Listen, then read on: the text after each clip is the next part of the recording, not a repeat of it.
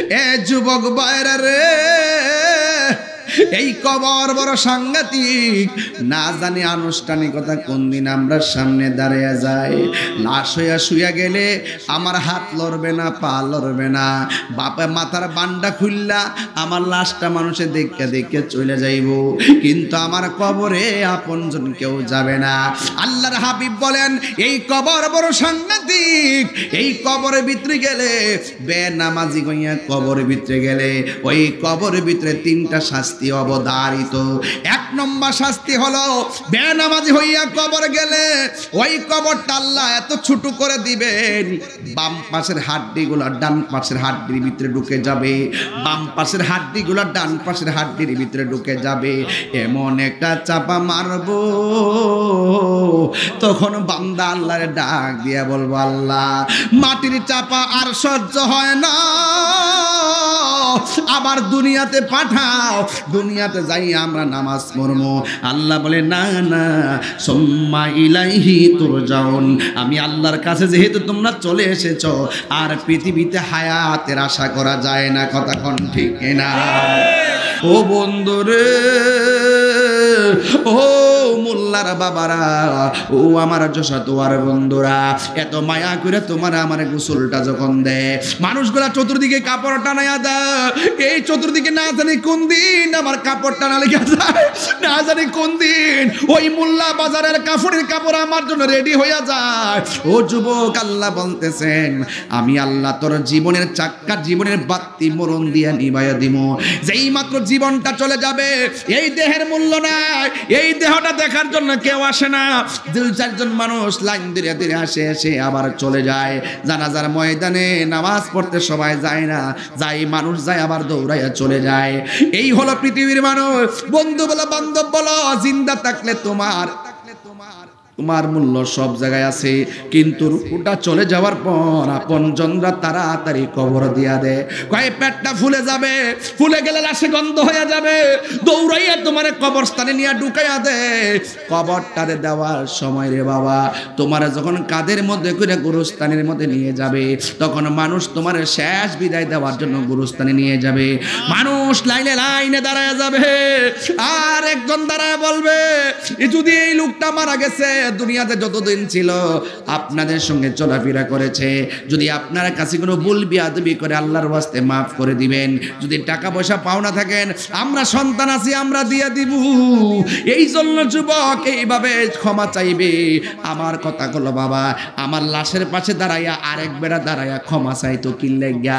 দুনিয়াতে থাকতেই ক্ষমা চাইয়া যামু, দুনিয়াতে থাইকাই আল্লাহর কাছে তওবা করে যামু। কথা কোন ঠিক কিনা? আল্লাহ রাব্বুল আলামিন বলেন, নিশ্চয়ই নামাজ মানুষকে অশ্লীল এবং খারাপ কাজ থেকে বিরত রাখে। আপনি যখন কবরে যাবেন, তখন কবরের ডানে অন্ধকার, বামে অন্ধকার। হঠাৎ করে দেখবে ডান দিক দিয়া একটা নূরের বাতি আলো দিতেছে।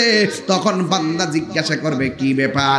আমাদের উপরে মাটি, নিচে মাটি, ডানে মাটি, বামে মাটি, তুমি কোথায় থেকে আলো দিতে এসেছো? ওই আলোটা ডাক দিয়া বলবে, হে আল্লাহর বান্দা, আমি দুনিয়ার কোন চাঁদের আলো না, আমি দুনিয়ার কোন সূর্যের আলো না। তুমি যে দুনিয়াতে নেক আমল করেছো, এই নেক আমল গুলাকে আমার আল্লাহ আলো বানাইয়া তোমার কবরে পাঠাইয়া দিছি। সাজিয়ে গুজিয়ে দে মুরে সজনী তোরা, সাজিয়ে গুজিয়ে দে মোরে, সাজিয়ে গুজিয়ে দে মোরে সজনী তোরা, সাজিয়ে। বড়ই পাতার গরম জলে শুয়ায়া মশারির তলে, বড়ই পাতা গরম জলে, বড়ই পাতা গরম জলে শুয়ায়া মশারির তলে, আতর গোলাপ চন্দন মেখে দে সজনী তোরা, সাজিয়ে গুজিয়ে দে মোরে সাজিয়ে গুজিয়ে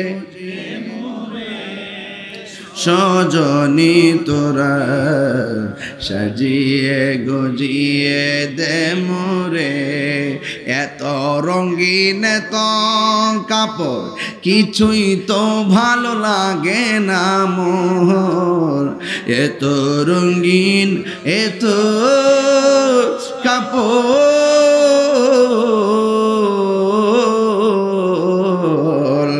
এত রঙিন তো কাপড় কিছুই ভালো লাগে না মোর সাদা কাফন আমায় পড়াই দে সজনী তোরা সাজিয়ে গুজিয়ে দে মোরে সাজিয়ে মিনহা খলাকনাকুম ওয়া ফিহা নুঈদুকুম ওয়া মিনহা নুখরিজুকুম তারাতান উখরা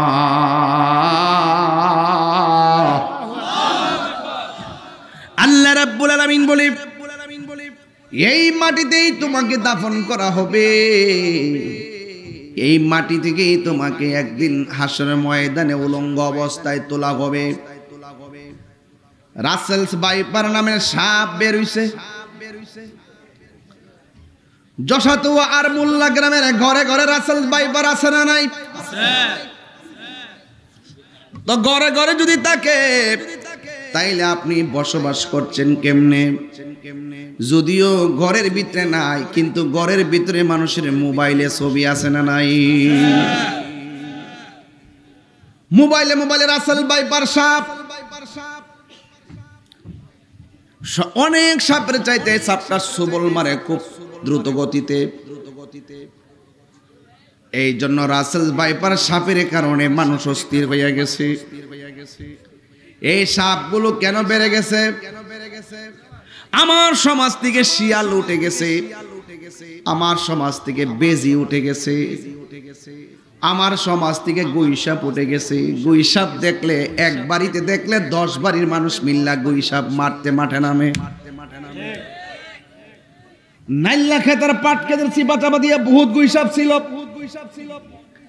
এই গুইসাপগুলোর মারার জন্য আমরা পাগল হয়ে গেছি কিন্তু গুইসাপের জীবনে কাউরে কাটতে দেখছেননি যেই সাপটা কোনো ক্ষতি করে নাই আপনার ওই সাপটাকে মারার জন্য পাগল হয়ে গেলাম জীবনে কোন শিয়াল আপনাকে দৌড়াইয়া কামড় দিতে দেখছেন শিয়াল দিনের বেলা মানুষের ঘরে আসতে দেখছেন এই শিয়াল দিনের বেলা দেখলে 10 জন মিলে মারার জন্য পাগল হয়ে যায়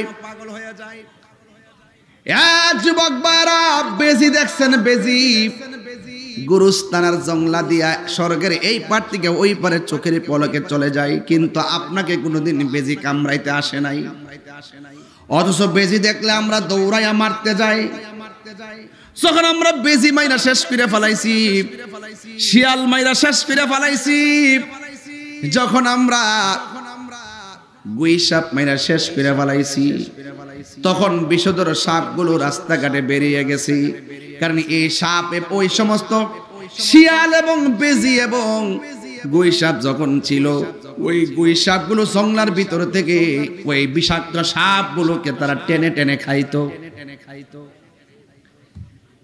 এই জন্য বিষাক্ত রাসেলস ভাইপার সাপ বেড়ে গেছে আগের মতন বেজি নাই গুইসাপ নাই যেই সাপে সাপ খায় ওই সাপের নাম গুইসাপ জংলার ভিতর থেকে পানির চিপা থেকে গুইসাপ সাপ বের করে করে খাইতো এই জন্য গুইসাপ কমে গেছে শিয়াল কমে গেছে আর বেজি কমে গেছে যুবক ভাইরা আমার বিষধর সাপের ডরে দেখলাম অনেক জেলার মধ্যে সাপ বেরিয়ে গেছে এই রাসেলস ভাইপার সাপটা গোল কইরা মাটিতে বসে থাকে মানুষ দেখলে সবল দেওয়ার জন্য পাগল হয়ে যায় সবলটা দেওয়ার পর দ্রুত গতিতে উজা বাদ্যার দিকে না ছুরিটা জেলা সদর হসপিটালে যেতে হবে তাইলে আপনাকে সুন্দর করে তারা ট্রিটমেন্ট করবে। ইদানিং শোনা গেছে ছোট বাচ্চা পর্যন্ত ওই সাপের কামড়ে দুনিয়া থেকে চলে গেছে। অনেক বিষাক্ত সাপ। এই জন্য এটা নিয়ে উদ্বিগ্ন হওয়া যাবে না, সাবধানতা অবলম্বন করতে হবে। মাননীয় প্রধানমন্ত্রীকে বলবো, আসলে ঘটনাটা সত্য না মিথ্যা যাচাই করার জন্য বেসরকারি সংস্থা দেন। এই সাপের বিরুদ্ধে প্রয়োজনে ব্যবস্থা গ্রহণ করা লাগবে। যদি প্রয়োজনে ব্যবস্থা গ্রহণ করা না হয়, ফেসবুক নামক গজবে যেইভাবে প্রচার হইতেছে, আগামীর দিনে কৃষক ধান ক্ষেত করার জন্য ময়দানে যাবে না। কথা কন না কে লাগে? এইগুলোকে নিধন করতে হবে। বাংলাদেশে দেখবেন চোখের পলকে সব কিছু ভাইরাল হয়ে যায়, এমন একটা অবস্থা সৃষ্টি হয়, মানুষ বড় বিপদে পড়ে যায়। তো আমার ওয়াজ কিন্তু রাসেল ভাইপার নিয়ে না, আমার ওয়াজ হইলে আপনারা সাবধান থাকবেন, উদ্বিগ্ন হলে চলবে না। ঘরে বিছানা টিছানা জারো দিয়া শুইবেন, তবে আসলে কতটুকু সত্য সেটাও যাচাই করে দেখতে হবে। যদিও সাপ দেখা যায় আর চাইতে বিষাক্ত সাপ ঘরে ঝোপঝাপের মধ্যে থাকে কিনা বলেন? আমরা এত উদ্বিগ্ন আগে হয় নাই। এই জন্য আমি বলতে চাই, যশোর বাবা, ও মোল্লার বাবা, ওয়াজটা রাসেলস ভাইপার নিয়ে না। একটা রাসেলস ভাইপার সবলের ডরে আপনি ঘরের কোনায় বসে আছেন, একটা রাসেল ভাইপারের ডরে আপনি বাহিরে বের হইতে চিন্তা করেন, কিন্তু এর চাইতে বিষধর সাপ অন্ধকার কবর দেশে আছে না না? আমার ওয়াজ হলো সেখানে মোল্লা গ্রামে কেউ যদি রাসেলস ভাইপার দিয়ে আক্রমণ হয়, দৌড়াইয়া জেলা সদর হসপিটালে যাবে, উপজেলা স্বাস্থ্য কমপ্লেক্সে যাবে, কিন্তু কবরের ভিতরে এর চাইতে বিষধর সাপ, যেই সাপের দৈর্ঘ্য হলো 450 কিলোমিটার। আল্লাহু আকবার করেন। ওয়াজ মনে বুঝতেছেন না আমার নাকি? ওয়াজ কি বুঝতেছেন না? আমি আপনাকে সতর্ক করছি, ভবিষ্যতের অ্যালার্ট করছি। যেই সাপের দৈর্ঘ্য হলো 450 কিলোমিটার লম্বা, ওই সাপের মুখের মধ্যে 70 গজ লম্বা দাঁত, ওই সাপের চোখটা আগুনের চাইতে আরো লাল, ওই সাপের মাথার মধ্যে থাকবে মহিলাদের চুলের মতন চুলের গোছা, ওই সাপের শরীরে থাকবে দুর্গন্ধ, আর ওই সাপটা তোমাকে দংশন করার সময় বডিটা আলাদা কইরা 70 গজ মাটির নিচে ঢুকাইয়া দিব। দুনিয়ার সাপে কামড় দিলে ডাক্তারের কাছে দৌড়াইয়া যাবেন, কিন্তু কবরের সাপ যখন আপনাকে দংশন করবে, আপনি ওজা বাদ্যা দূরের কথা, আপনার সাপের কর্তনে, আপনার কান্নার আওয়াজের কষ্টের ভাগ নেওয়ার জন্য একটা বান্ধব কবরের মধ্যে পাওয়া যাবে না। কথা বলেন ঠিক কিনা? হায়রে মোল্লার বাবা, যশোর বন্ধু, কি দিয়া ওয়াজ বুঝাবো? কবরবাসীর মাগফিরাতের আলোচনা। আরে যারা চলে গেছে তারা তো চলে গেছে, আমাকে তো চলে যেতে হবে। এই দুনিয়ার মানুষ বড় স্বার্থপর, 1 ইঞ্চি জায়গা তোমাকে করে দিবে না। কবরের কষ্টের ভাগ পৃথিবীর কেউ নিবে না, মৃত্যুর কষ্টের ভাগ পৃথিবীর কেউ নিবে না। অথচ আপনি সন্তানের জন্য সুদের টাকা ব্যাংকে রাইখে গেছেন, সুদ খাওয়ার কারণে কবরের সুতার বাড়ি আপনি খাইতেছেন, কিন্তু ওই সুদের টাকা দিয়া আপনার সন্তান অ্যাপাচি হাং পালসার R15 দিয়া রাস্তাঘাটে টাউটারি বাটফারি করতেছে। কথা কোন ঠিক কিনা? হারামের মধ্যে কোনো আরাম নাই। এই জন্য সন্তানকে হারাম টাকার মালিক বানাইবার আগে সন্তানকে সুশিক্ষায় শিক্ষিত বানাইতে হবে। হারাম টাকা সন্তানের জন্য রেখে গেলে সন্তান এই টাকা দিয়া সিঙ্গাপুর যায়, পতিতালয়ে যায়, কিন্তু বাবার কবরে জিয়ারত করতে যায় না। আর সন্তানকে যদি হালাল টাকা খাওয়াইয়া মানুষের বাচ্চা বানায় যাইতে পারেন, লন্ডন থাকলেও বাবা মায়ের জন্য সন্তানের কবরে মনটা পড়ে থাকে। কথা কন ঠিক কিনা? এই সন্তান বাপ মার কবর জিয়ারত করে। এই জন্য আমি যশোদুয়ার বাবা, মোল্লার বাবা পায়ের মধ্যে হাত দিয়ে বইলা দিয়ে যাবো, আপনার জীবনটা চলে গেছে, আপনার সন্তানকে আপনি এমন কিছু দিয়া যান যে সন্তানটা আপনি চলে যাওয়ার পরেও আপনার কবরের পাশে যাইয়া দোয়া করবে, রাব্বির হামহুমা। সবাই আমার সাথে বিনায়া বিনায়া জবান খুলে গন, রব্বির হামহুমা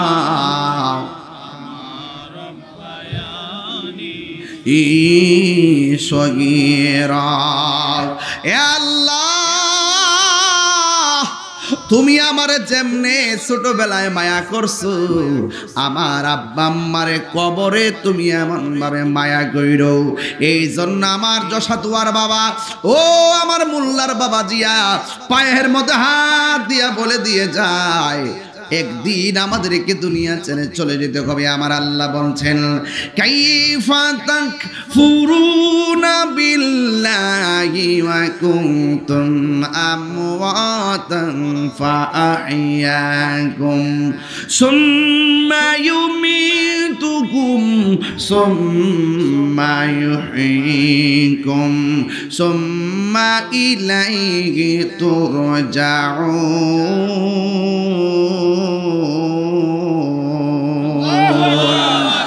আল্লাহ রাব্বুল আলামিন বলে, তোমরা আমি আল্লাহকে কিভাবে অস্বীকার করছো? তোমরা ছিলে মুর্দা, আমি আল্লাহ তোমাদেরকে জীবন দিয়েছি, এখন দলিলে পেয়ে গেলাম জীবন দেওয়ার মালিককে।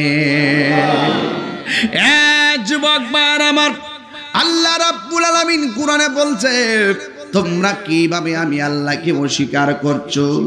তোমরা ছিলে মুর্দা, আমি আল্লাহ তোমাদেরকে জীবন দান করেছি। জীবন পাওয়ার পরে কেউ এমপি, জীবন পাওয়ার পরে কেউ মন্ত্রী, জীবন পাওয়ার পরে কেউ বক্তা, জীবন পাওয়ার পরে কেউ ইঞ্জিনিয়ার, কিন্তু কেউ টিনের ঘরের মালিক, কেউ সোনের ঘরের মালিক, কেউ বিল্ডিং ঘরের মালিক। যে যত টাকার মালিক হোক না কেন, সবার ঘর একটা। জবান খুলি কোন শেষ ঘরের নাম কি? আরো বড় করেন কি? সাজিয়ে গুজিয়ে দে মুরে সজনী তোরা, সাজিয়ে গুজিয়ে দে মোরে, সাজিয়ে গুজিয়ে দে মোরে সজনী তোরা, সাজিয়ে বড়ই পাতার গরম জলে শুয়ায়া মশারির তলে, বড়ই পাতা গরম জলে,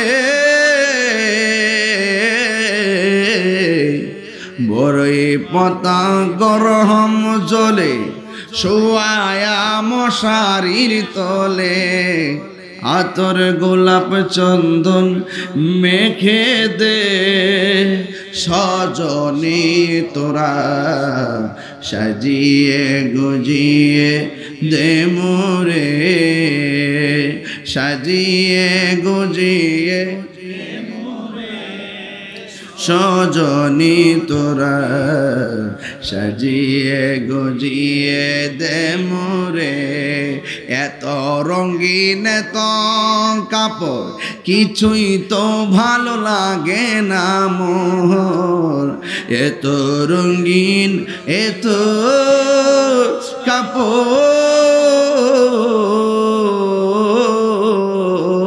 কাপড়, এত রঙিন তো কাপড় কিছুই ভালো লাগে না মোর, সাদা কাফন আমায় পড়াই দে সজনী তোরা সাজিয়ে গুজিয়ে দে মোরে সাজিয়ে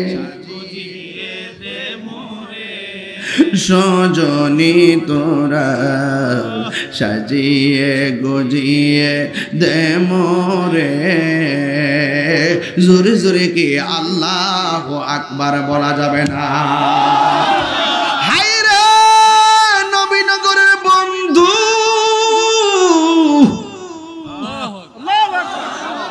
কষ্ট হইতেছে আপনাদের? কবরটাতে খুললা দেখেন কি অবস্থা আছে। এই বৃষ্টি দিনে গলা পর্যন্ত কবরে পানি লেগে রইছে। আরে একটা পানি খিচ্চা দিলাম না, কবরে হাড্ডিগুলো বসতেছে, একটা কবরে খবর জানলাম না সে সুখী কিনা দুঃখে আছে। কথা কোন ঠিক না? আজকে যেই লোকটা রাত্রে নিষেধে কবরে পড়ে আছে, একদিন আপনি আমিও পড়ে থাকবো। আজকে আমরা যেমন তাদের খবর নেই না, আমাদের খবর কেউ নিবে না। এই জন্য আল্লাহ বলছেন ওয়া কুনতুম আমওয়াতান ফাআহইয়াকুম সুম্মা ইউমীতুকুম সুম্মা ইউহয়ীকুম সুম্মা ইলাইহি তুরজাউন।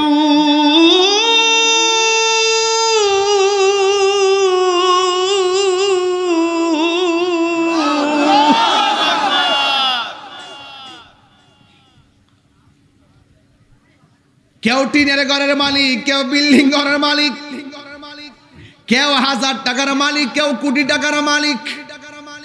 আজকেও আমি বিকাল বেলা ঘরের মধ্যে বসলাম, একজন লোকের ওয়াজ বুঝাইতেছি আর বলতেছি, তুমি কয় বেলা খাও?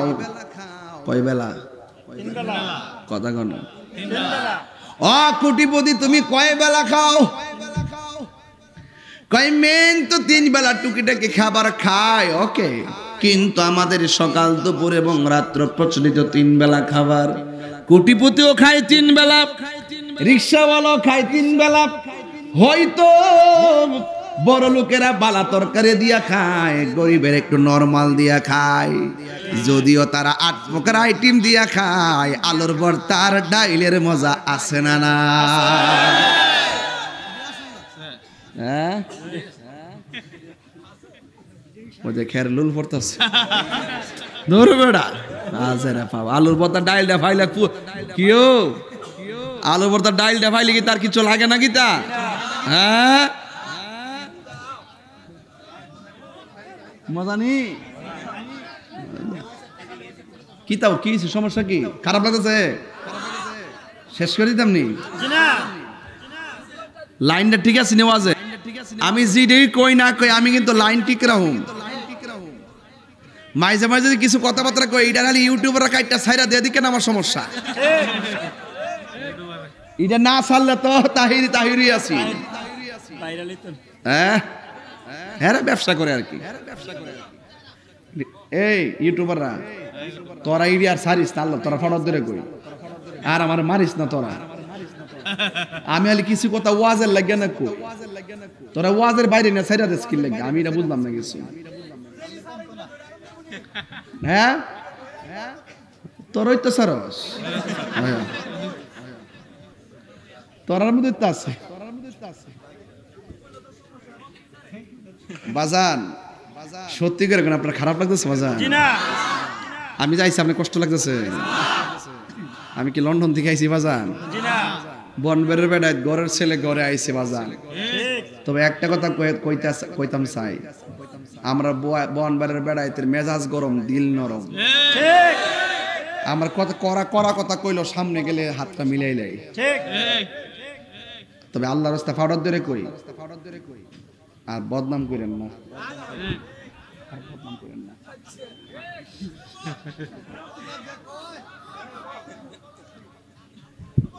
মারামারি করেন না, মারামারি হলারে গায়ে গেই ফাউডারদেরকে কই। হ্যাঁ, শান্তি প্রিয় বোঝা হয়ে যায়। দুই গ্রামের এক ঈদগাহ বোঝা হয়ে যায় শান্তি প্রিয় বাবা। তারপরে কয়া যায় শয়তান মরছে না। এই এই এই এই বাবা কই যাও বাজান বাজার কই যায় না একটু জিরাইতেছি আমি এক ঠেলা যে 30 মিনিট কথা কইছি না কষ্ট লেগেছে এখানে খাই এই মাত্র গরম ডো বেশি আর খাওনটা কি কম খাওয়াইছে মাছের ডালটা দিয়া লাস্টে ভালো লাগছে না তুই জিব্বা ঘুরাস না পাগলা জিব্বাটা এবার ভিতরে তস না হালি ইতিতে করে বাজান বাজান তবে আমি কথাটা কইতাম না ইসলামকে লেগে জানেননি বড় লোকে যে 3 বেলা খায় আমরা খাই কেউ হয়তো 10 তলাতে ঘুমা কেউ টিনের ঘরে ঘুমা 10 তলার রাত যেটা আমার রাত তো 10 তলার দিন যেটা আমার দিনও 10 তলাতে গরির কাটা যেটা আমারও 10 তলার বিল্ডিং এর মালিকের শেষ গড়টা যেটা গরিবেরও তো বাহাদুরি করেন কি লেগে টিয়া বেশি যাস না কবর ভাবটা হইব যা টিয়া বলা করে টিয়া বলা টিয়া বাইরে বাইরে দুমা উড়াইব টিয়ার ঘরে টিয়া জাকাত দাস্তান দিকে তো বৃষ্টিটা বন্ধ হয়ে যায় টিয়া বলি টিয়া আরে টিয়া ফুলের সৌরভ মানুষের গৌরব চিরদিন আল্লাহ যারা দন দিছে দিছে এতে কি অহংকার করা কিছু আছে আমি 22-23 বছর ধরে ওয়াজ করি নিজের বাড়িতে যে কবেলা খাইছি কইতাম না সবসময় মানুষের বাড়িতে খাই খাইতেছি না দিন যাইতেছে রাইত যাইতেছে তবে একটা কথা কয়ে দিতাম চাই কবরের ভিতরে বন্ধু যাইবনি বান্ধব যাইবনি টেহা যাইবনি সম্পদ যাইবনি তবে 3টা কাজ কইরা যান কবর আজীবন যাইব সুবহানাল্লাহ কোন কি লেখা ইজ্জত যে দান করছেন মনে করছেন লস হয়ে গেছে গা এইটা ওই মিজানের ফাল্লা তুলবো আরে গুরুস্থান দিছেন টেহা এইটা ওই মিজানের ফাল্লা তুলবো গরিবেরা দান করছেন এইটাই উঠবো মাহফিলে টেহা দিছেন এইটাই উঠবো মা বাপরে খেদমত করতেছেন এইটাই যাইব কথা কোন ঠিক না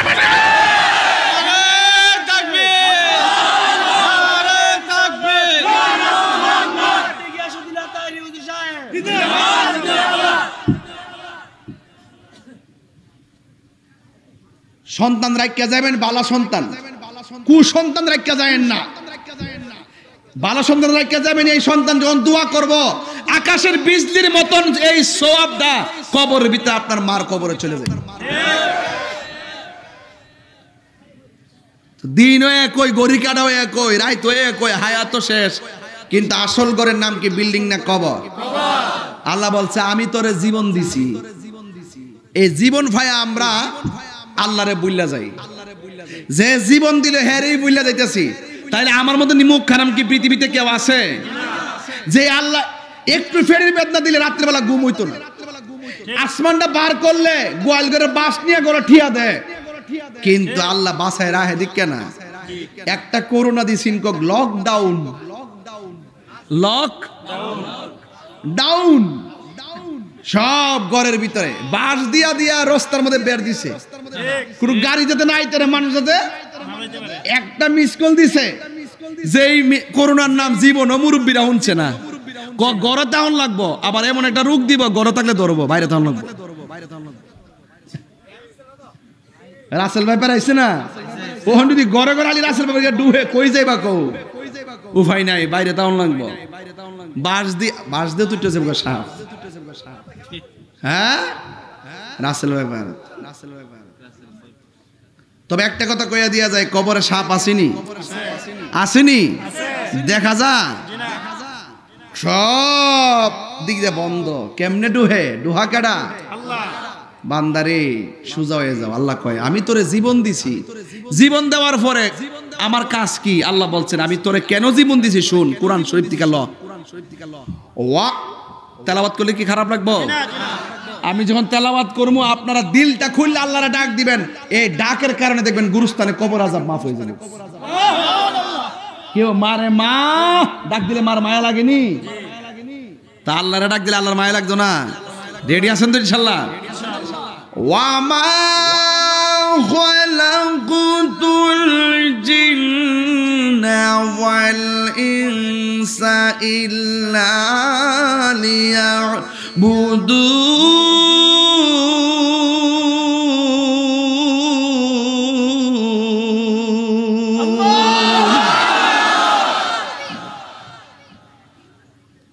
আল্লাহ রাব্বুল আলামিন বলেন, আমি মানুষ এবং জিন জাতিকে সৃষ্টি করেছি একমাত্র আমি আল্লাহর গোলামি করার জন্য। আল্লাহ রাব্বুল আলামিন বলেন, বান্দা আমি তোরে জীবন দিয়েছি, আমি আল্লাহর গোলামি করার জন্য তোরে জীবন দিয়েছি, তুই আমার গোলামি করবি। আপনারা জবান খুলে বলেন, সেজদা পাওয়ার মালিক কে? আল্লাহ ছাড়া কি কাউকে সেজদা করা যাবে? কোন মাজারে গিয়া কি সেজদা করা যাবে? আমরা কি মাজারে গিয়া সেজদা করি না, জিয়ারত করি? আজকে আমার দেশের অনেক মানুষ আমাদেরকে মিথ্যা অপবাদ দেয়, কয় আমরা মাজারে যাইয়া বলে সেজদা করি, আমরা মাজারে যাইয়া বলে পূজা করি। যারা সুন্নাহ তরিকা কবর জিয়ারতকে পূজার সঙ্গে তুলনা করে, এরা কোনোদিন মুসলমান হতে পারে না। কথা বলেন ঠিক কিনা? পূজা হয় মন্দিরে, মাজার পূজার জায়গা না, মাজার হলো জিয়ারতের জায়গা। কথা বলেন ঠিক কিনা বলেন? এই জন্য আল্লাহ বলছেন, আমি তোরে জীবন দিয়েছি, প্রথম কাজটি আমার ইবাদত করবি। আর ইবাদত কবুল হওয়ার জন্য পূর্ব শর্ত হলো আমার নবীর মহব্বত। কথা বলেন ঠিক কিনা? এই জন্য আল্লাহ বলছে, আমি তোরে জীবন দিয়েছি, কিন্তু আমি আল্লাহ তোর জীবনের বাতি নিবাইয়া দিমু। কি দিয়া নিবাইবা? আল্লাহ বলেন, সুম্মা ইউমিতুকুম, অতঃপর আমি আল্লাহ তোরে মৃত্যু দিয়া তোর জীবনের বাতি নিবাইয়া দিমু। যুবক ভাইয়ের আমার, এখন মনে করছেন মৃত্যু হয়ে গেলে বুঝি সব শেষ। না না, মৃত্যু হলে সব শেষ না। মৃত্যু হলে আনুষ্ঠানিকতা শুরু হবে। দাদার আনুষ্ঠানিকতা যেমন ছিল আপনার আনুষ্ঠানিকতা এমনই হবে, নানার আনুষ্ঠানিকতা যেমন ছিল আপনার আনুষ্ঠানিকতা এমনই হবে, নানির আনুষ্ঠানিকতা যেমন ছিল আপনার আনুষ্ঠানিকতা এমনই হবে, ফুফুরের আনুষ্ঠানিকতা যেমন ছিল আপনার আনুষ্ঠানিকতা এমন হবে। কারণ মরে যাওয়ার পরে সর্বপ্রথম আনুষ্ঠানিকতা হলো একটি সুখ সংবাদ, মোল্লা গ্রামের এমক মিয়া এতটার সময় মারা গেছে। এই এলানটা যেমন হয়েছে মসজিদে, আপনি মারা গিয়া দেখেন আপনার এলানটা মসজিদে বাজা অপেক্ষা করছে। কতক্ষণ ঠিক কিনা? আপনি মারা যাওয়ার পরে মসজিদে এলান হবে, আপনি মারা যাওয়ার পরে বাজার থেকে কাফনের কাপড়ে কেনা হবে, আপনি মারা যাওয়ার পরে বড় গাছের পাতা পাড়া হবে, আপনি মারা যাওয়ার পর আপনার জন্য বড় গরম জল করা হবে, আপনি মারা যাওয়ার পর মসজিদের খাট চলে আসবে, আপনি মারা যাওয়ার পরে আপনাকে 3 বাদ দিয়া কাফনটা পরাইয়া, মহিলা হইলে 5 কাপড়, পুরুষ হইলে 3 কাপড়। জীবনে কত ওয়াজ শুনছেন, পুরুষের কাপড়ে কেন 5টা, পুরুষের কাপড়ে কেন 3টা, মহিলার কাপড়ে কেন 5টা? এই কথা দিয়ে কোনো মৌলবীরা কয় না। লাল কাপড় নীল কাপড় এত কাপড় ছিল, সব ওয়াজে প্রশ্ন রাইখা দিয়া যায়, কেউ দি কয় না এত কাপড় থাকতে সাদা কাফন দিয়ে আমার লাশটা কেন বাইন্ডিং করা হবে? এই কথা দিয়ে কোনো মৌলবী ওয়াজে কয় না। এই যুবক ভাইয়ের আমার, বড়ই পাতার গরম জল করবে, এত পাতা আছে দুনিয়ার জমিনে, অন্য কোনো পাতা দিয়া গরম জল করা হয় না, বড়ই পাতার জল দিয়া কেন গরম জল করা হয়? এই কথা দিয়ে কোনো মৌলবীরা কয় না। এই জন্য যুবক ভাইয়ের আমার, ভালো করে হাকিকতের ভিতরে ডুব দেন। দাদার আনুষ্ঠানিকতা আমার আনুষ্ঠানিকতা অপেক্ষা করতেছি। আপনারা জবান খুলে কোন শেষ গোসলটা দেওয়ার পরে, গোসলটা দেওয়ার সময় নাক দিয়া তুলা ঢুকাই কি ঢুকাই না? কান দিয়া ঢুকাই কি ঢুকাই না? কেন গেল গেল মায়া, মায়া রে মায়া, ওই আমি গোসল করাবো, নাক দিয়া যেন ভিতরে পানি না ঢুকে, এই জন্য নাক দিয়া তুলা ঢুকাইয়া দে, কানের মধ্যে তুলা লাগাইয়া দে, কান দিয়া যেন ভিতরে পানি না ঢুকে, এই জন্য কানের মধ্যে তুলা দিয়া দে। গোসলটা করে পেটের মধ্যে চাপ দিয়া, পায়খানা রাস্তা দিয়া পায়খানা বের হলো, টিস্যু দিয়া তুলা দিয়া গামছা দিয়া পরিষ্কার কইরা দে। কত মায়া, আমার আদর কইরা শেষ গোসলটা গড়াইয়া দি। ও বন্ধুরে, ও মোল্লার বাবারা, ও আমার যশোয়ার বন্ধুরা, এত মায়া করে তোমার আমার গোসলটা যখন দেয়, মানুষগুলা চতুর্দিকে কাপড় টানাইয়া দেয়। এই চতুর্দিকে না জানি কোন দিন আমার কাপড় টানা লেগে যায়, না জানি কোন দিন ওই মোল্লা বাজারের কাপড়ের কাপড় আমার জন্য রেডি হইয়া যায়। ও যুবক, আল্লাহ বলতেছেন আমি আল্লাহ তোর জীবনের চাক্কা, জীবনের বাতি মরণ দিয়া নিভাইয়া দিব। যেই মাত্র জীবনটা চলে যাবে, এই দেহের মূল্য নাই, এই দেহটা দেখার জন্য কেউ আসে না। 2-4 মানুষ লাইন ধীরে ধীরে আসে, এসে আবার চলে যায়। জানাজার ময়দানে নামাজ পড়তে সবাই যায় না, যাই মানুষ যায় আবার দৌড়াইয়া চলে যায়। এই হলো পৃথিবীর মানুষ। বন্ধু বলো, বান্ধব বলো, জিন্দা থাকলে তোমার মূল্য সব জায়গায় আছে, কিন্তু রূহটা চলে যাওয়ার পর আপনজনরা তাড়াতাড়ি কবর দিয়া দেয়। কয় পেটটা ফুলে যাবে, ফুলে গেলে লাশে গন্ধ হয়ে যাবে, দৌড়াইয়া তোমার কবরস্থানে নিয়ে ঢুকাইয়া দে। কবরটারে দেওয়ার সময় রে বাবা, তোমার যখন কাদের মধ্যে করে গুরুস্থানের মধ্যে নিয়ে যাবে, তখন মানুষ তোমার শেষ বিদায় দেওয়ার জন্য গুরুস্থানে নিয়ে যাবে। মানুষ লাইনে লাইনে দাঁড়ায় যাবে, আর একজন দাঁড়ায় বলবে যদি এই লোকটা মারা গেছে, দুনিয়াতে যতদিন ছিল আপনাদের সঙ্গে চলাফেরা করেছে, যদি আপনার কাছে কোনো ভুল বিয়াদবি করে আল্লাহর ওয়াস্তে মাফ করে দিবেন। যদি টাকা পয়সা পাওনা থাকেন, আমরা সন্তান আছি, আমরা দিয়ে দিব।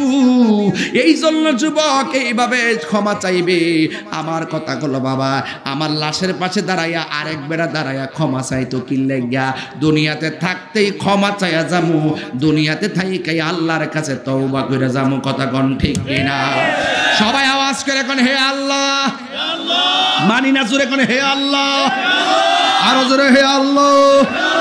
তওবা করছি, জানা অজানা, ইচ্ছা অনিচ্ছা, শিরকি বেদাতি সকল গুনাহ মাফ করো হে আল্লাহ।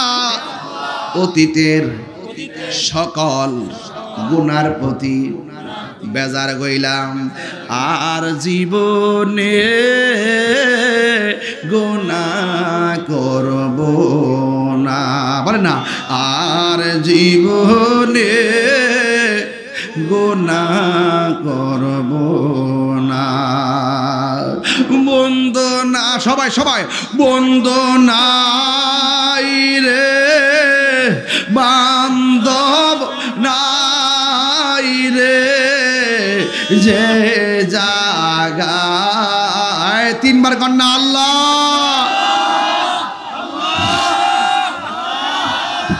এর চাইতে বেশি জোরে কান্তাছে কবরবাসীরা, কইতাছে আল্লাহ বাঁচাও, আল্লাহ আর মাইনো না, আর কষ্ট দিও না। এদের কান্নার আওয়াজ আমরা শুনি না। রাসূল বলছে এই কবরবাসী দৈনিক রাতে দিনে যেইভাবে বাঁচাও বাঁচাও করে কান্দে, এই আওয়াজ যদি পৃথিবীর কোনো মানুষের কানে লাগতো, ওই মানুষের কানের পর্দা ফাইটা মারা যাইতো। আল্লাহু আকবার কোন না কেন? কবরেরই আযাব যদি মানুষ দেখিত, কবরেরই আল্লাহ আপনি একটু দেখেন না, দি মানুষ গরবা রিসা রিয়ার পাগল গইত গরবা আরিয়া পাগল গই বন্দনাই রে বান্ধব নয় রে, যে জাগায় বন্দনা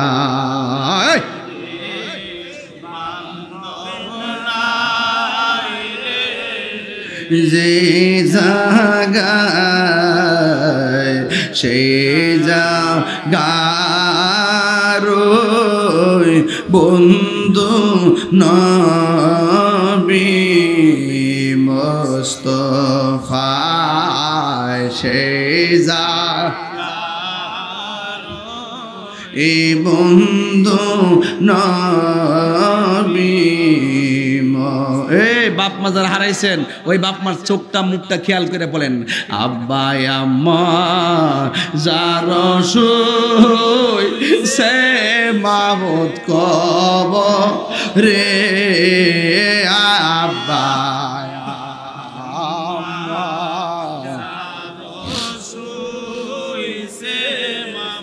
খবরে মাফু গয় রাদাও দয়াল নবীর খাতিরে মাফ গয় নবীর এ যুবক বাইরা রে এই কবর বড় সাংঘাতিক না জানি আনুষ্ঠানিকতা কোন দিন আমরা সামনে দাঁড়িয়ে যাই লাশ হইয়া শুইয়া গেলে আমার হাত লড়বে না পা লড়বে না বাপে মাথার বান্ডা খুললা আমার লাশটা মানুষে দেখে দেখে চলে যাইব কিন্তু আমার কবরে আপনজন কেউ যাবে না আল্লাহর হাবিব বলেন এই কবর বড় সাংঘাতিক এই কবরের ভিতরে গেলে বেনামাজি হইয়া কবরের ভিতরে গেলে ওই কবরের ভিতরে তিনটা শাস্তি অবধারিত এক নম্বর শাস্তি হলো বেনামাজি হইয়া কবর গেলে ওই কবরটা আল্লাহ এত ছোট করে দিবেন বাম পাশের হাড্ডিগুলো ডান পাশের হাড্ডির ভিতরে ঢুকে যাবে বাম পাশের হাড্ডিগুলো ডান পাশের হাড্ডির ভিতরে ঢুকে যাবে এমন একটা চাপা মারবো তখন বান্দা আল্লাহর ডাক দিয়া বলবো আল্লাহ মাটির চাপা আর সহ্য হয় না আবার দুনিয়াতে পাঠাও দুনিয়াতে যাই আমরা নামাজ পড়বো আল্লাহ বলে না না সুম্মা ইলাইহি তুরজাউন আমি আল্লাহর কাছে যেহেতু তোমরা চলে এসেছো আর পৃথিবীতে হায়াতের আশা করা যায় না কথা কোন ঠিক না এই জীবনের পরে আল্লাহ যে মরণ দিব মরণের পরে আল্লাহ যে জীবন দিব ওই জীবনের পর আর মরণ হবে না একদিন না দুই দিন না তিন দিন না আজকে থেকে 700 বছর আগে যারা যে এই কবরটাতে শুয়ে রয়েছি আমিও ওই কবরের মধ্যে একদিন পরে যাব আমিও 700 কেন আজীবন পর্যন্ত ওই কবরে থাকতে হবে একদিন আমার কবরে নিশানা থাকবে না একদিন আমার নাম নেওয়ার মতো কেউ থাকবে না আজ থেকে 300 বছর আগে যারা মারা গেছে এদের নামও আমরা জানি না অথচ এরা আমার বংশের রক্ত এরপরও তাদের নামটা জানি না কবরে কেমনে থাকবা গো ওই কবরে আপনজন কেউ নাই এই কবরে একা একা পড়ে থাকবা এই জন্য আল্লাহর হাবিব বলেন বেনামাজি হইয়া কবরে গেলে ওই কবর মাটি তোমার চাপা মারবো 2 নম্বর কবরের ভিতরে আগুন ধরাইয়া দেওয়া হবে এই কবরের ভিতরে সর্প ঢুকাইয়া দেওয়া হবে আর যদি তুমি মানুষের মতো মানুষ হইয়া ওই কবরস্থানে যাইতে পারো কবরে যাওয়ার পর আমার আল্লাহ ওই কবরের ভিতরে নামাজটারে নূরের টুকরা বানাইয়া কবরে পাঠাইয়া ওই অন্ধকার কবরকে আলোকিত করে দিবি আর বড় করে বলে না সুবহানাল্লাহ বলেন কেন ইন্নাস সালাতা তানহা আনিল ফাহশাই ওয়াল মুনকার আল্লাহ রাব্বুল আলামিন বলেন নিশ্চয়ই নামাজ মানুষকে অশ্লীল এবং খারাপ কাজ থেকে বিরত রাখে আপনি যখন কবরে যাবেন তখন কবরের ডানে অন্ধকার বামে অন্ধকার হঠাৎ করে দেখবে ডান দিক দিয়া একটা নূরের বাতি আলো দিতেছে তখন বান্দা জিজ্ঞাসা করবে কি ব্যাপার আমাদের উপরে মাটি নিচে মাটি ডানে মাটি বামে মাটি তুমি কোথায় থেকে আলো দিতে এসেছো ওই আলোটা ডাক দিয়া বলবে হে আল্লাহর বান্দা আমি দুনিয়ার কোন চাঁদের আলো না আমি দুনিয়ার কোন সূর্যের আলো না তুমি যে দুনিয়াতে নেক আমল করেছো এই নেক আমলগুলোকে আমার আল্লাহ আলো বানাইয়া তোমার কবরে পাঠাইয়া দিছি সুবহানাল্লাহ আর বড় করে বলেন না সুবহানাল্লাহ আর জোরে করে আল্লাহু আকবার একদিন মাটির ভেতরে হবে গরে মন আমার কেন বান্ধ আলানে রে মন আমার কেন বান্ধ দালান গো প্রাণ পাখি উড়ে যাবে পিঞ্জর ছেড়ে, ধরা দামে সবই রবে তুমি যাবে চলে।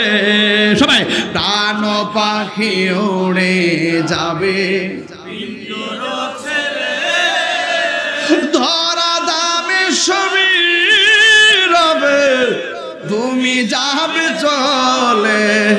বন্ধু বান্ধব যত, মাতা পিতা তারা শত, বন্ধু বান্ধব যত, মাতা পিতা তারা শত, হয়ে যাবে সবই তোমার পরে।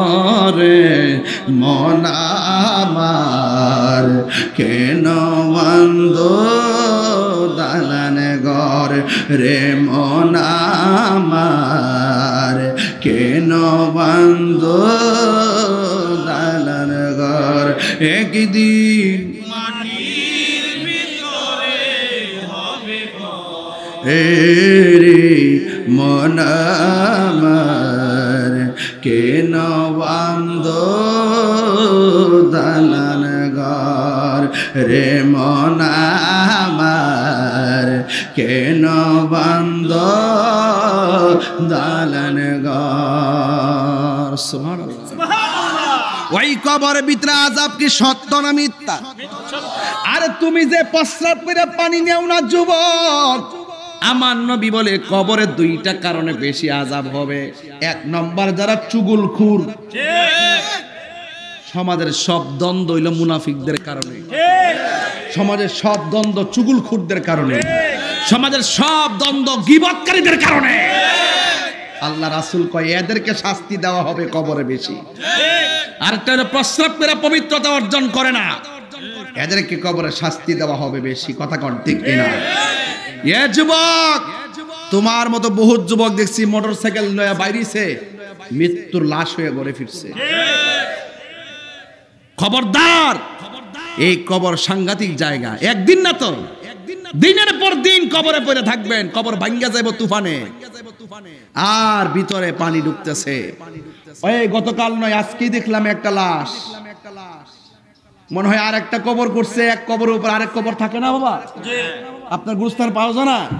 দেখতেছি যে কূপ দেওয়ার পরে সাদা কাফনটা সুতা হয়ে রইছে, আর আস্তে আস্তে কাফনটার কাপ মাটি লইয়া মাটি কবর ভাঙে গেছে গা, তো কাফনটা লাগিয়ে গেছে গা, টাইম না ছিটতেছে, আর হাড্ডি গুলো বাড়িতেছে এই জায়গাটা, আর মাথার খুলিটা বাড়িছে, চোখটাও ঢুকে রইছে। এত সুন্দর দেহ গেল কই, এত সুন্দর চেহারা গেল কই? খবরদার যুবক, আপনার চিন্তা করতে হবে না, দুনিয়ার থাইকা ভালো কাজ কইরা যান, জিন্দা হলে নিন্দা হবে, প্রশংসা হবে স্মরণ সভায়, যদি আপনি মানুষের মতো মানুষের কাজ কইরা যাইতে পারেন। কথা কোন ঠিক কিনা? আর মাটির উপর থাইকা সুদ খাইয়া, মাটির উপর থাইকা ঘুষ খাইয়া, মাটির উপর থাইকা দুর্নীতি কইরা, মাটির উপর থাইকা গীবত কইরা, মাটির উপর থাইকা নবীর বিরুদ্ধে কথা বইলা, মাটির উপর থাইকা ওলি আল্লাহর বিরুদ্ধে কথা বইলা, মাটির উপর থাইকা মা বাবার কবর বুকের মধ্যে লাথি মাইরা, মাটির উপর থাইকা মানুষের হক মাইরা খাইয়া, কবরের নিচে যাইয়া জান্নাতের গালিচা পাওয়া যাবে না, জান্নাতের গালিচা পাওয়া যাবে না, জান্নাতের গালিচা পাওয়া যাবে না। ঠিক কি না বলে?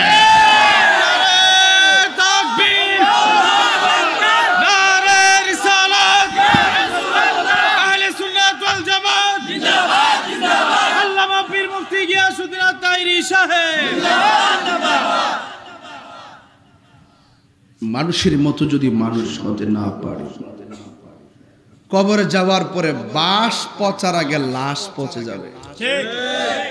আর মানুষের মতো যদি মানুষ হতে পারেন, কবরে যাওয়ার পরে আপনার দেহের ভিতরে মাটি স্পর্শ করা হারাম। মরার পরে সোজা হইবেন না মরার আগে? এর লেগে যা করবেন মাটির উপর থাকিয়া করে যান। ইন্নাকা লা তাজরি মিনা শাউকিল ইনাব, আঙ্গুরের গাছ থেকে কাঁঠালের আশা করা যায় না। মাটির উপরে 2 নম্বরে কইরা মাটির নিচে যায় 1 নম্বর বিছানা পাওয়া যাবে না। আমি কি সত্য বলতেছি? তো মরার আগে না মরার পরে? যা করব মরার আল্লাহ তোমার তো ডাকার মতো ডাকতাম পারি না, কিতা করতাম? ও বান্দা চেষ্টা করে যা, তবে হৃদয়ে রাখিস আমি আল্লাহ একজন আছি। আল্লাহ তোমার তো মানি, কর্ম তো করতাম পারি না। আল্লাহ কর চেষ্টা করে যা, এরপরও তো পারি না, চেষ্টা করে যা, এরপরও তো পারি না, চেষ্টা করে যা। লা তাকনাতু মির রাহমাতিল্লাহ, আমার রহমত থেকে নিরাশ হইস না।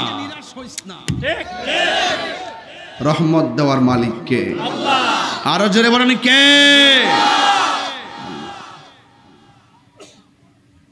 খবরদার, দাড়ি পাইকে গেছে, কোনো টেনশন নাই, বুড়া মানুষ বেহেশতে যাবে না।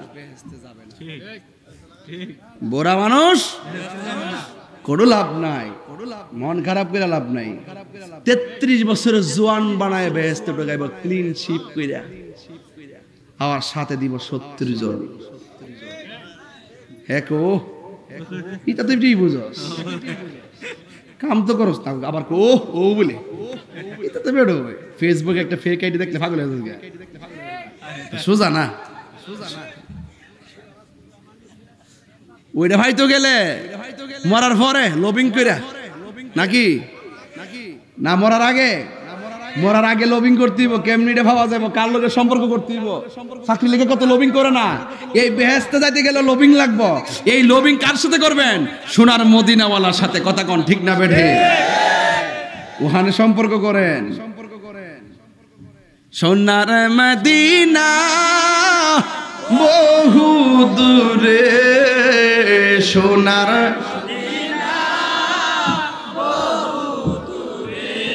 আচ্ছা দুইটা হাত তুলে কি কষ্ট হইব বাজান? বানাই দেন না পতাকা, পতাকা বানাই দেন না। সোনার মদিনা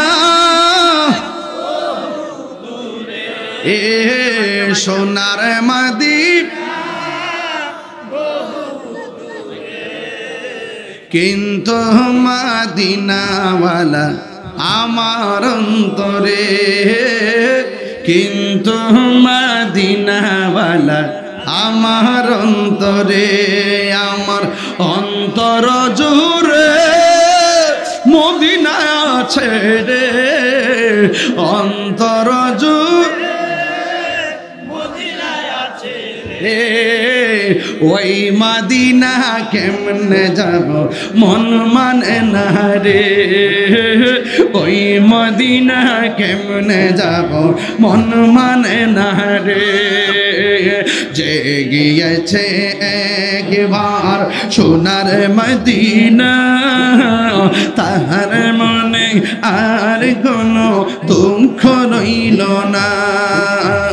যে গিয়েছে একবার সোনার মদিনা, তাহার মনে আর কোনো দুঃখ রইল না, তাহার মনে আর কোনো দুঃখ রইল না।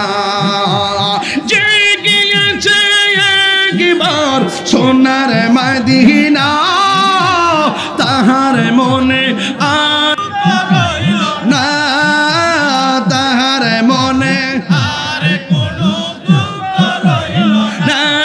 আমার অন্তর জুড়ে মদিনায় আছে রে, অন্তর রে। ওই মদিনা কেমনে যাব মন মানে না রে, ওই মদিনা কেমনে যাব মন মানে না রে। রাসূল তুমি শোনো গো আমার ফরিয়াদ, চুমুক খেতে বাড়িয়ে দাও নূরানি হাত। রাসূল তুমি শোনো গো আমার ফরিয়াদ, চুমুক খেতে বাড়িয়ে দাও নূরানি হাত, চুমুক খেতে বাড়িয়ে দাও নূরানি হাত। আমার মন কান্দে রে, প্রাণ কান্দে রে, মন কান্দে রে, প্রাণ কান্দে রে। ওই মদিনা কেমনে যাব মন মানে না রে, ওই মদিনা কেমনে যাব মন মানে না রে বলো সোনার মদিনা সোনার মদিনা হা কিন্তু মদিনাওয়ালা আমার অন্তরে কিন্তু মদিনাওয়ালা আমার অন্তরে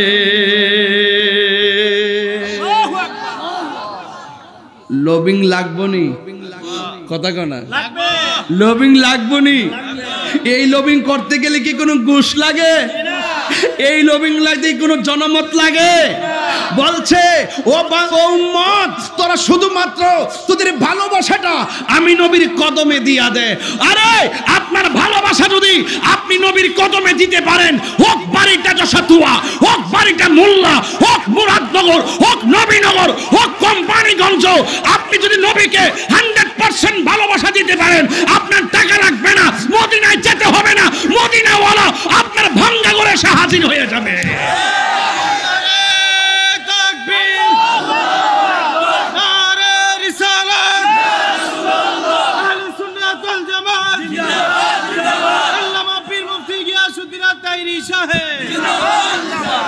এই যে একটা গজলের বই আইছে আমার কাছে ফাললে নিয়ে যায় 50 টাকা দিয়া এই যে সুন্দর জায়গা ভালোবাসার জায়গা মদিনা ভালো লাগার জায়গা মদিনা বলো ভালোবাসার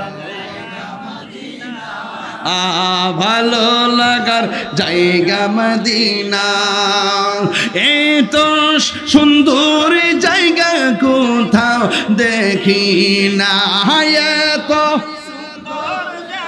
কোথাও দেখি নাও সাজিয়েছেন দয়াল রব্বানা সাজিয়েছেন দয়াল রব্বানা ভালো লাগার জায়গা এই যুবকরা গজল গেলে খারাপ লাগে নাকি ভালো লাগার জায়গা মদিনা বলো ভালোবাসার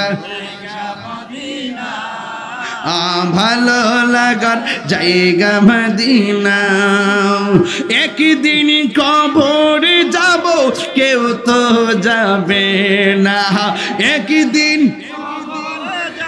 কেউ তো যাবে না আমার শাহে মদিনা যাবে না আমার ভালো লাগার জায়গা মদিনা বলো ভালো লাগার জায়গা মদিনা ভালোবাসার জায়গা মদিনা যতই দুরুদ পড়ি তৃপ্তি মিটে না পাগল ছাড়া আশেক ছাড়া প্রেমিক ছাড়া অন্য জানে না ভালো লাগার জায়গা মদিনা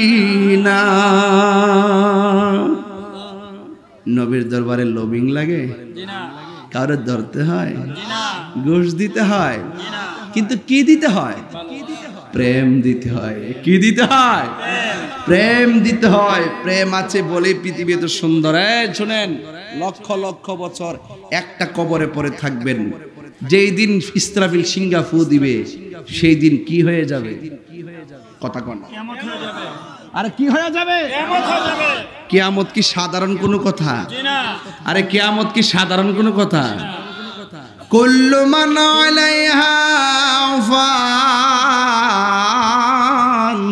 আল্লাহু আকবার ইস আমি কিরে যে হাফেজ হইতে পারলাম না রে কি তারে বাবা কারণ আইছে অতকান আইছে কারণ চারে ভাড়া লিছে দশকা কি তারে মাইক দি করা রে কারিডা নাম কি তারে ও গণেশা আর নাম হইতো গণেশা সুবহানাল্লাহ হ্যাঁ বাবা রে কারণ চারে বাপলে লিছ আরে বাপ রে বাবা আওয়াজ জোরে বাবা মারহাবা কোনা গেলি গা হাফেজ হইলে আরো সুন্দর করে তেলাওয়াত করতে পারলাম কুল্লু মান আলাইহা ফান। আল্লাহু আকবার। কি তারে কথা দিকে হয়, কথা কোকেলা শুধু আল্লাহরে ডাক দিবেন। আমি চাই যে এই আওয়াজের কারণে কবরবাসী আজকে আনন্দে খেলতেছে, খবর লে দেখেন হ্যাঁ কইতাছে তাকদা মাহফিলে আরো সলক দে, আরে সলক দে। কবরবাসীরা খুশি না বেজার? আমার পোলা আমার জন্য আজকে দোয়া করবে, আমার স্বামী আমার জন্য দোয়া করবে, আমার সন্তান আমার জন্য দোয়া করবে, এটাই হলো কবরবাসীদের চাওয়া। কথা কোন ঠিক কিনা? কুল্লু মান আলাইহা ফানি ওয়া ইয়াবকা ওয়াজহু রাব্বিকা যুল জালালি ওয়াল ইকরাম।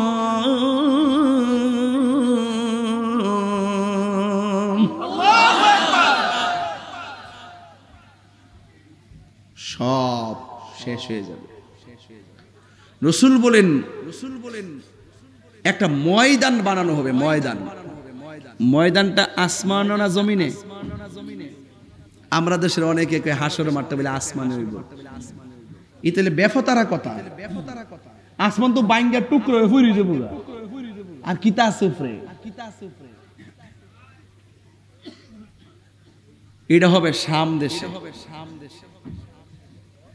জমিনটা হবে শাম দেশে, কিয়ামতের ময়দানটা, হাসর মাঠটা। আর মাটিটা কিন্তু এই মাটি হইতো না, এটা তামার মাটি। কি মাটি? 8 বিঘা তো উপরে সূর্যটা উঠবো, এই তামার মাটির উপরে সূর্যের তাপটা যখন 12টা মুখলে হারিয়ে যাবো গা, মাটি কে আর তামা কে আর তামা থাকবো না, আগুন হইব। কথা কোনা কি হইব? আর রাসূল বলছেন এই মাঠটার দিকে সবাই কবর থেকে উঠতে টাইট যাইব। আল্লাহ করে কইতেন না? রাসূল বলেন যে ওই মুহূর্তে যদি ওই মাঠে কেউ সন্তান প্রসব করত, মাঠটা এত গরম হবে, সে মাঠের গরমের কারণে সন্তানের পেটের উপরে পা দিয়া দাঁড়াইতো। এমন নাফসি করবো, খালি নিজের জন্য চিন্তা করব।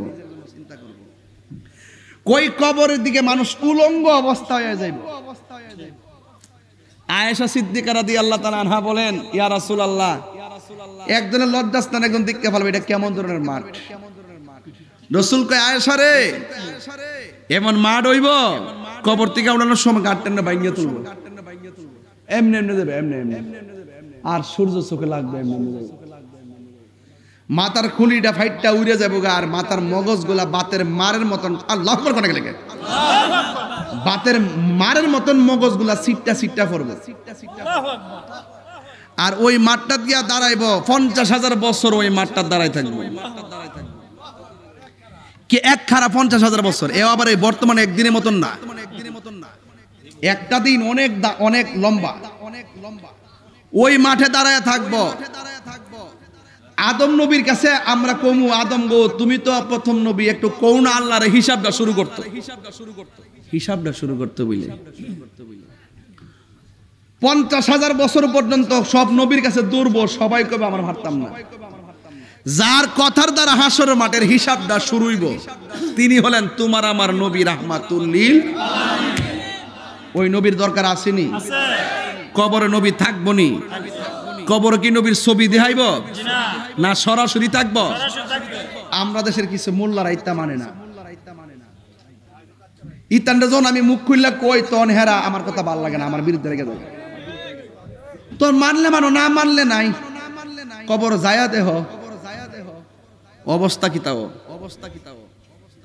হাসর মাঠে মানুষ কি কাপড় পরে উঠবো না উলঙ্গ অবস্থায়? একজন মাত্র লোক জান্নাতের কাপড় পরে হাসর মাঠে আসবে, সুবহানাল্লাহ। তিনি হলেন রাহমাতুল লিল আলামিন। তার জন্য একটা সিংহাসন থাকবো, সিংহাসনের নাম হইলো মাকামে মাহমুদ। সব নবী কানবো নিজের লাগিয়া, আল্লাহ বাঁচাও, আল্লাহ বাঁচাও।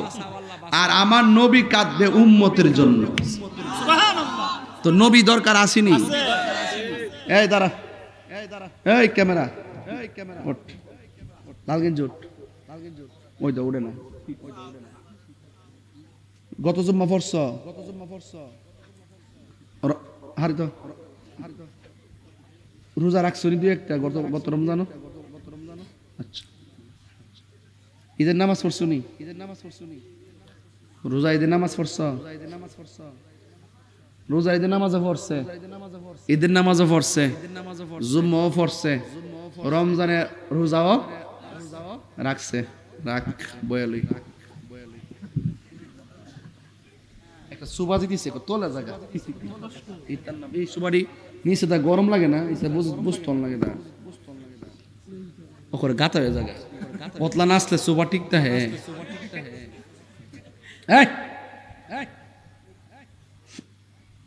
নামাজ পড়ছে, ঈদের নামাজ পড়ছে, ঈদুল ফিতরের নামাজ পড়ছে, জুম্মা পড়ছে। খুব খেয়াল করেন, রমজানের রোজা কিন্তু কবুল হয়েছে কিনা জানো নি? আল্লাহ জানে, কইতারে না। 10 বছর থেকে 50 বছর পর্যন্ত নামাজ পড়ছেন, ফুলাফান বুঝতো না, মুরব্বীরা বুঝবেন আমার ওয়াজ। বলেন বুকে হাত দিয়া বলেন নামাজটা কবুল হয়েছে কিনা? একদিন কি ওয়ারেন্টি কার্ড পাইছেন? গ্যারান্টি কার্ড পাইছেন? কবুলের সার্টিফিকেট পাইছেন? তো জীবনে এত লেখাপড়া করে এত সার্টিফিকেট নিলেন, আর ইবাদত কবুলের সার্টিফিকেটটা আপনার হাতে নাই, তাহলে আপনি কি নিয়ে কবরে যাবেন? কি নিয়ে হাসরের মাঠে উঠবেন? তাইলে আপনি কি নেবেন?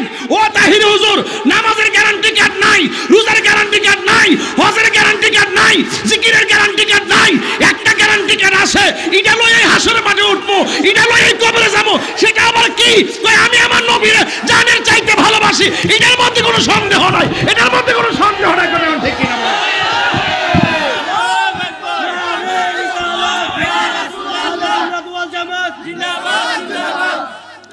আমার কথা কি বুঝতে পারছেন? আর নামাজ পড়তেইব, কিন্তু কবুলের সার্টিফিকেট তো নাই। কিন্তু আপনারা যদি কই এখন যে করে 10,000 টাকা দে মারে নবীর বিরুদ্ধে কথা কও, হে কইব নবীর বিরুদ্ধে কথা কইব? নবীর গালি দিব? তাইলে বুঝালন টাইমে টাইমে নামাজ ছাড়া দিয়ে বন্ধুর ফাল্লা ফইরা, কিন্তু নামাজ ছাড়া দিল নবীর বিরুদ্ধে কথা কয় না। এটা হইল ঈমান, এটা হইল প্রেম, এটা হইল ভালোবাসা।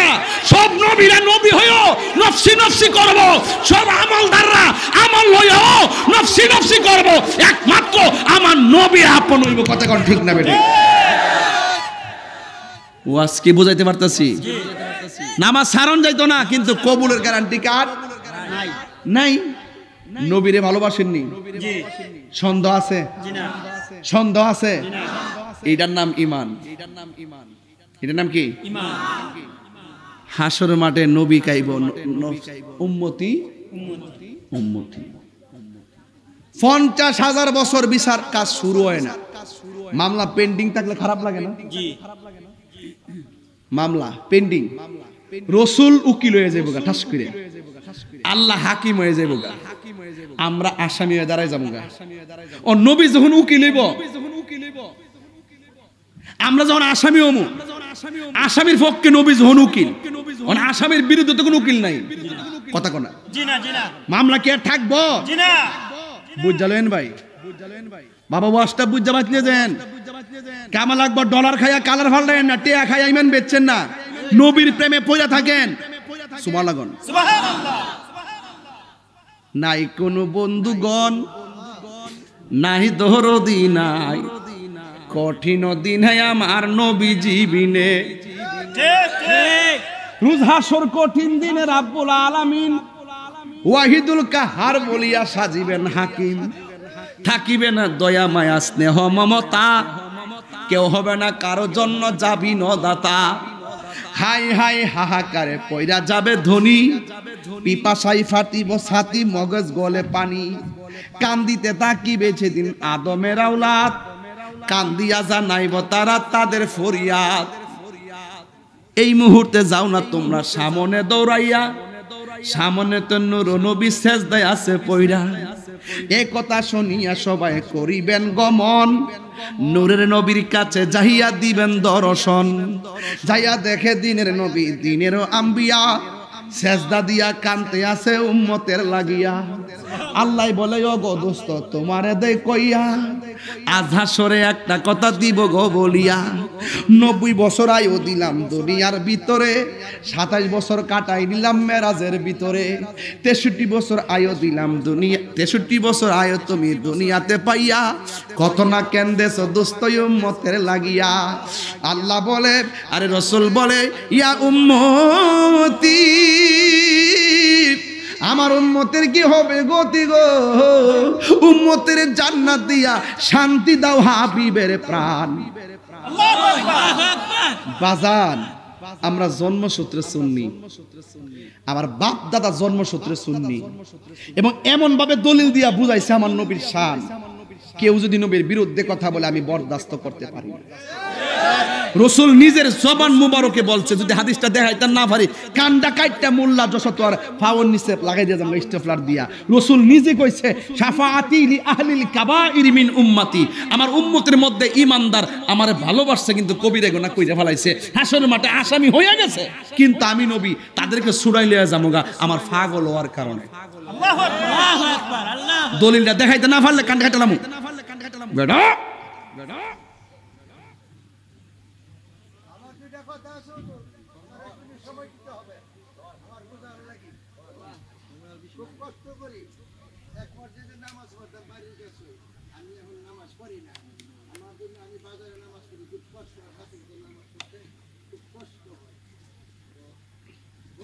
নবী গায়েব জানে না, একদিন খুতবার মধ্যে বলতেছে, নবী করিম সাল্লাল্লাহু আলাইহি সাল্লাম এই হাদিসে বলা যায় গায়েব জানে না, আমি কয়দিন থেকে নামাজ পড়ি না। আর তিরমিজি, বুখারী, মুসলিম শরীফ এই হাদিস পড়ে কয় যে নবী নূর না মাটি, আমি দিয়ে গেলাম তো একটা তো মানবা, হয়তো কইবা নূর আর না লাগবে মাটি, এ বলে নূরও কইতারি না মাটিও কইতারি না, আমি কই নূর, আমি কই নূর আর মাটিও কইতারি না নূরও কইতারি না, ওটা আমি কই যাইতাম এখন নামাজ পড়তাম বাইদান কি পারতাম না, আমার বড় বইরা বন আচ্ছা বন বন বন এটা স্বীকৃতি চাই। আচ্ছা বন না, আচ্ছা বন না, গরম দেরে মারহাবা গো। আল্লাহ প্রদত্ত ক্ষমতা বলে নবী গায়েবের খবর দেন ওয়ালা।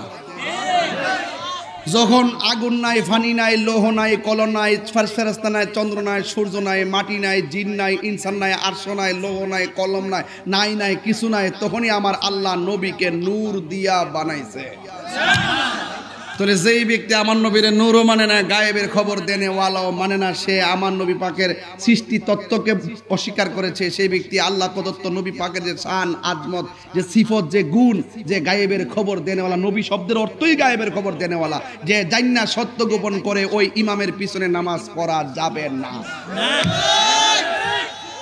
কথা কোন ঠিক না বেঠিক?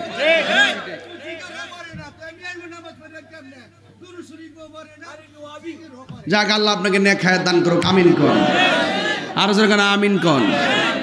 যাক, এই জন্য যারা দুশ্মনে রাসূল নবীর বিরুদ্ধাচরণ করে তাদের পিছনে একতেদা করলে নামাজ হবে না। শেষ, এইটি কথা, ফাইনাল কথা। যাই হোক বাবার, আমার মনে হয় প্রায় 11:30 বাজে। হ্যাঁ 12টা বাজছে। আচ্ছা 12টা বাজে গেছে তো, 12টা বাজলে বাবা রাখ যে চিল্লাইছি আজকের মতন এমন চিল্লাই ওয়াজ মনে হয় 6 মাসের ভিতরে করছি না। জানটা লুড়াই লেছি, নবী শান বুঝাতাম যে কথা কোন ঠিক না বেটি? আমরা টেহা নাই, কি আছে মন বলে নবী আছে, টেহা নাই কিতা আছে, প্রেম আছে, নবী আছে, কথা কোন ঠিক না? আমরা নবী ছাড়া কোনো উপায় ভুলে, সরি, তুমি জীবন তুমি মরণ, আধার ঘরে তুমি আপন, তুমি জীবন তুমি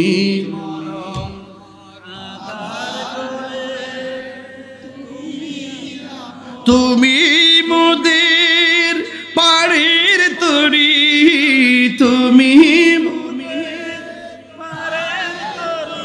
তুমি নিদানে তোরানে ওয়ানা ইয়া রাসূলুল্লাহ ইয়া হাবিবাল্লাহ ইয়া রাসূলুল্লাহ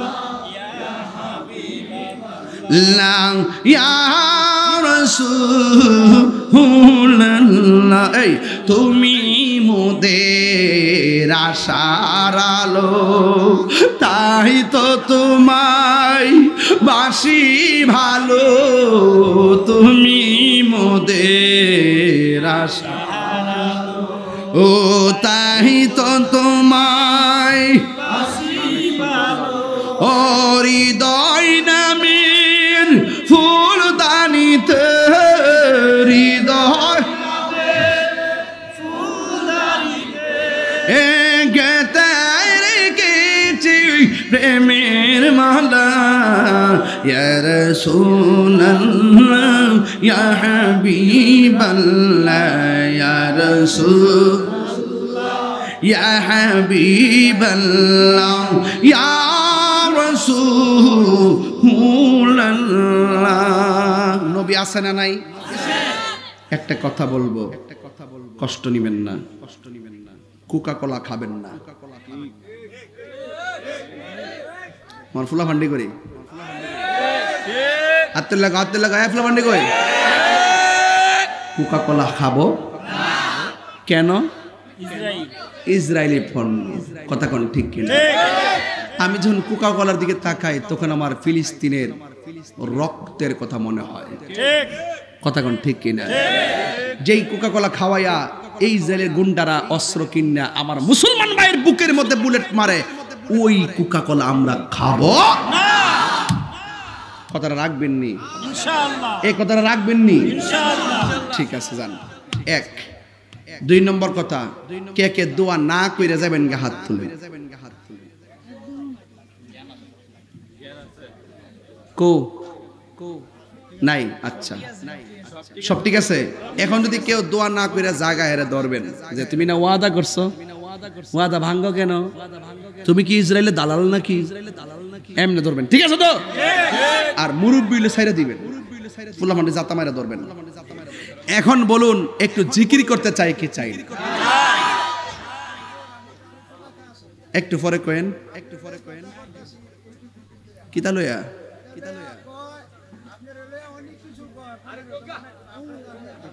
হ্যাঁ হ্যাঁ আচ্ছা বুঝছি।